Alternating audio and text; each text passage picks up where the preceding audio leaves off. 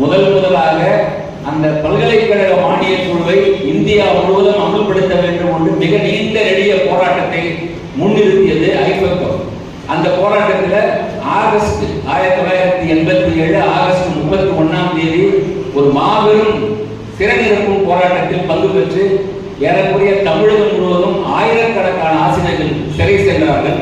அந்த போராட்டத்தில் நானும் பங்கு பெற்று ஏறக்குறைய 11 நாட்கள் இந்த வேலூர் ஜெயிலில் நான் இருந்தோம்.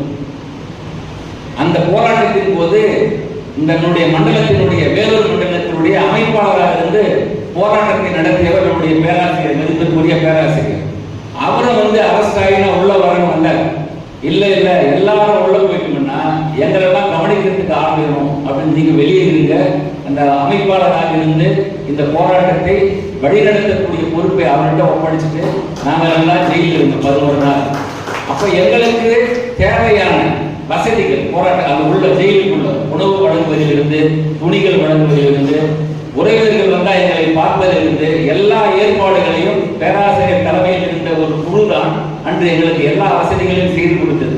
அந்த ஜெயில் சூப்பர்டென்ட் அவங்க நேராக பார்த்து பேசி எங்கள் பேராசிரியர்களுக்கு இந்த ஃபர்ஸ்ட் கிளாஸ் கேட்டகரியை கொடுங்க அப்படின்னு சொல்லி அந்த வசதிகள்லாம் ஏற்படுத்தி கொடுத்து, இதில் என்ன ஒரு உச்சகட்டமான ஒரு உண்மை என்றால், நாங்கள் எல்லாம் ஜெயிலில் இருந்தோம்.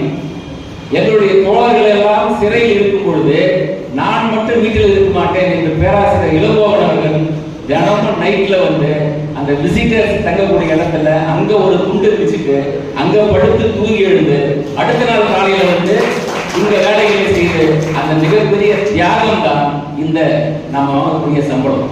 அந்த போராட்டத்தில் தான் அப்போ யூஜிசி மெக்ரோகிராஃப் கமிட்டி ரிப்போர்ட் அறிவிச்சாங்க.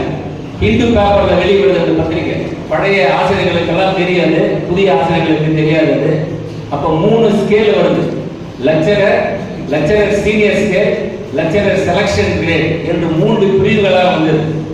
எனக்கு நன்றாக நினைவிருக்கிறது. லைப்ரரியில் உட்காந்து இந்து பேப்பரை படிச்சுக்கிறோம். பரவாயில்ல, 700 ரூபாய் சம்பளத்திலிருந்து 2000 ரூபாய் ஸ்கேலு, 2700 ரூபாய் ஸ்கேலு, 3000 ரூபாய் ஸ்கேல், 3 ஸ்கேல் வருது. நல்ல சம்பளம் என்று நாங்கள் பேசிக் கொண்டிருந்த போது எங்களுடைய மூத்த பேராசிரியர்கள் சொன்னாங்க, கனவு காணாதீர்கள், இதெல்லாம் நமக்கு கிடையாது, கல்லூரி ஆசிரியர்களுக்கு கிடையாது, இது பல்கலைக்கழக ஆசிரியர்களுக்கு மட்டும்தான் தருவாங்களே தவிர நமக்கெல்லாம் இது வாய்ப்பே கிடையாது என்று நினைத்திருந்த காலத்தில் இது கல்லூரி ஆசிரியர்களுக்கும் இது சாத்தியம்தான் என்று சாதித்து காட்டியதுதான் நம்முடைய ஜேஎஸ், ஏயுடி, மூட்டா, டிசிகே என்ற அமைப்பு.